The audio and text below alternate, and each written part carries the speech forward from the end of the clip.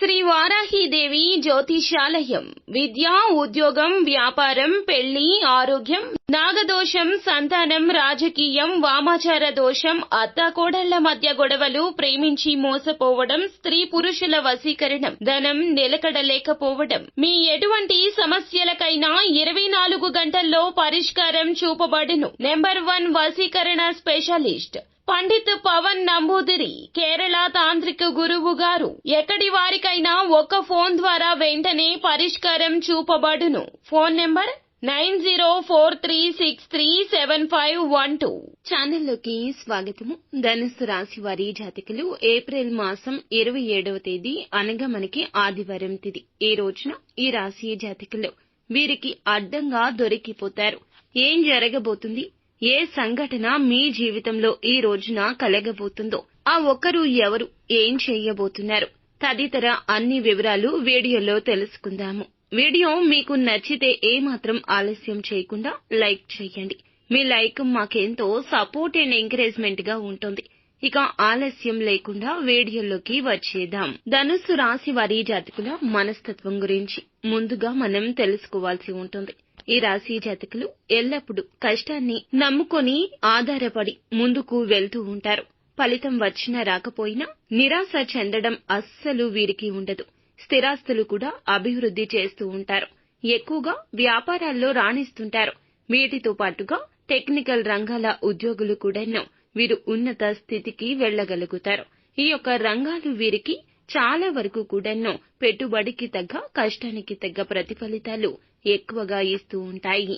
కొత్త వ్యాపారాలు ప్రారంభించడానికి నిత్యం ప్రయత్నాలు చేస్తూ ఉంటారు. కానీ పెద్దలను కలిసి ఒక నిర్ణయం తీసుకోవడం వల్ల వీరికి బాగా లాభిస్తుంది. తాతల కాలం ఆస్తులు నిలబెట్టడానికి ఎంతో కృషి చేస్తుంటారు. విద్యా విషయాలపైన అత్యంత ఇష్టంతో ఉంటారు. సాంకేతిక రంగాల్లో అభివృద్ధిని సైతం సాధిస్తారు. తల్లిదండ్రులు కన్న కలని నిజం చేస్తారు. ఈ రాశివారు ముఖ్యంగా టెక్నికల్ రంగాల్లో ఉన్నత స్థాయికి చేరుకుంటారు. జీవితంలో అనేక సుఖాలు అనుభవిస్తారు. తరతరాలకు ఆదర్శంగా నిలుస్తారు. ఇకపోతే బంధువర్గంతో విభేదాలు వీరికి దీర్ఘకాలము ఉంటాయి. ఏ విషయంలో కూడా రాజీ లేకుండా శ్రమించడం ఈ రాశి జాతకుల తత్వము. అయితే మనం మొదట్లో చెప్పుకున్నట్లుగా ఈ రోజున ఈ రాశి జాతకుల యొక్క గోచార ఫలితాలు చూస్తే గనక వీరికి అడ్డంగా దొరికిపోతారు.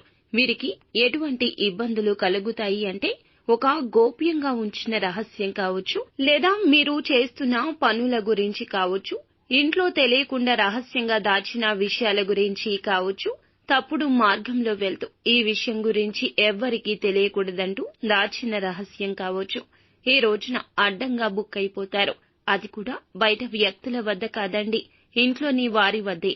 ఈ రోజున కన్న తల్లి కానీ లేదా మీ యొక్క జీవిత భాగస్వామి అయిన స్త్రీ వద్ద కానీ ఈ రోజున మీరు అడ్డంగా దొరికిపోతారు. ఈ విషయం వారికి అస్సలు మింగుడు పడదండి.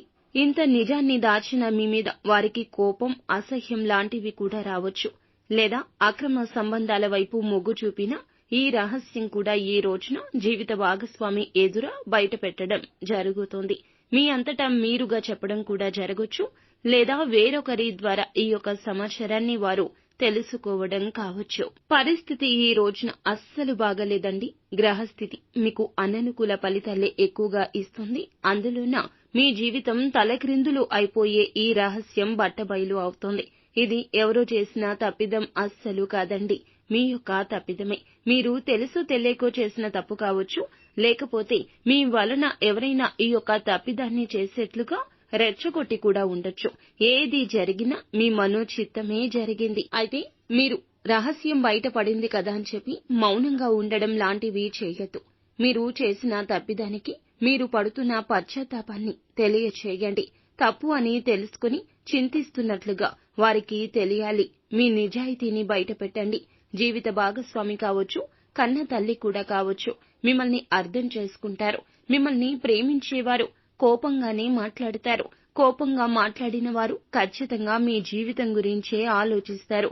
ఈ విషయం అర్థం చేసుకోకుండా మీరు కోపావేశాలు తెచ్చుకోవడం, లేకపోతే ఏది జరిగితే అది జరుగుతుంది అన్నట్లుగా మిన్నకుండిపోవడం లాంటివి చేస్తే గనక ప్రమాదం పెరిగి పెద్దదైపోతుంది. ఒకవేళ తప్పిదమైతే క్షమించమని వేడుకోండి.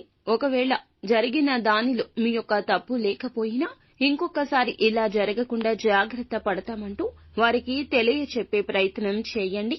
ఏది ఏమైనా వారితో కూర్చొని ఈ రోజున సమయాన్ని కేటాయించి పరిస్థితులను, సమస్యను కూకటి వేళ్లతో సహా పెకిలించేసేందుకు మీరు తప్పక ప్రయత్నం చేయాలి. లేకుంటే మీ యొక్క జీవితం, సజావుగా సాగుతున్న మీ జీవితం కలతలమయంగా మారిపోతుంది. మన పెద్దవారు అంటారు కదండి, ఇంట గెలిచి రచ్చ గెలవమని. ఇంట్లోనే సమస్యల కుంపటి ఉంటే బయట మీరు ఏమి సాధించగలరు చెప్పండి?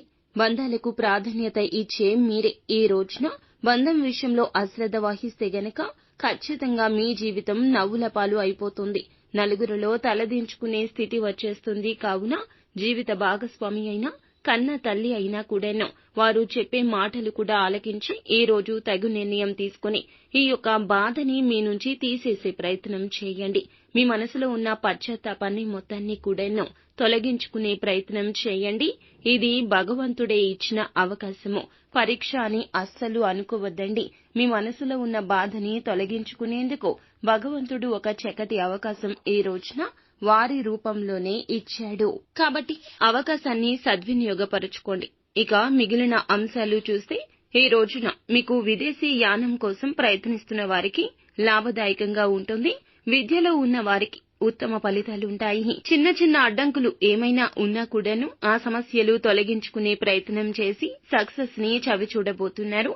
అలాగే ప్రతి ఒక్క విషయంలో మీదే పైచేయిగా ఉండాలి అంటూ భావించిన మీకు ఈ రోజున ఉద్యోగంలో కానీ, వ్యాపారంలో కానీ పై చేయి దిశగా అడుగులు వేస్తారు. నూతన అవకాశాలొస్తాయి. అవకాశాలు సద్వినియోగం చేసుకోవడంలో మీరు టాప్ లెవెల్ కి వెళ్లబోతున్నారు. మీతో ఉన్న వారికి కూడా ఈ రోజున మీ సాయం అందబోతుంది. సాయం పొందిన వారు మిమ్మల్ని తగు విధంగా కీర్తిస్తారు, పొగుడుతారు. సన్మాన కార్యక్రమాలు కూడా జరగబోతున్నాయి. ఎందుకంటే మీ మంచి మనసుకు రావాల్సిన గుర్తింపు ఈ రోజు తప్పక కలుగుతుంది. అయితే మీరు ప్రతిరోజు లేదా శుక్రవారం తిథి నాడు లేదా అమావాస్య తిథుల్లో తప్పకుండా శ్రీ సూక్త స్తోత్రం పఠించండి. చాలా మేలు కలుగుతుంది. అప్పుడప్పుడు ఏదైనా ఆలయానికి వెళ్ళండి. వెన్న లేదా పెరుగును ఇవ్వండి. ఇలా చేయడం వల్ల శుభ ఫలితాలుంటాయి. ఎవరి నుండి ఉచితంగా ఏ చిన్న వస్తువు కూడా స్వీకరించొద్దు. ఎంత చిన్నదైనా సరే ఏదో ఒకటి మీరు తీసుకున్నా దానికి బదులుగా ఇవ్వడానికి ఏదైనా ప్రయత్నించండి. ఇక ఈ విధంగా ఏదో ఒకటి బదులుగా ఇవ్వడానికి మీ జీవితానికి సంబంధించిన శాశ్వత అలవాటు చేసుకుంటే చాలా మేలు కలుగుతుంది. ఇక ఏదేని ఒక శనివారం తిథి నాడు ఆంజనేయ స్వామి దేవాలయంలో నెయ్యితో దీపాలు వెలిగించండి. ఇలా చేయడం వల్ల వ్యాపార అభివృద్ధి కోరుకునే వారికి అభివృద్ధి కలుగుతుంది. అలాగే నిత్యము కూడాను లలిత సహస్రనామ పారాయణం చేయడం వల్ల ఉత్తమ స్థితిగతులు సంప్రాప్తిస్తాయి. సో ఫ్రెండ్స్, చూసారుగా, ఈ వీడియో మీకు నచ్చితే లైక్ చేయండి. అలాగే మరిన్ని వీడియోస్ కోసం మా ఛానల్ ని సబ్స్క్రైబ్ చేసుకుని ఫాలో అవ్వండి. Thank you.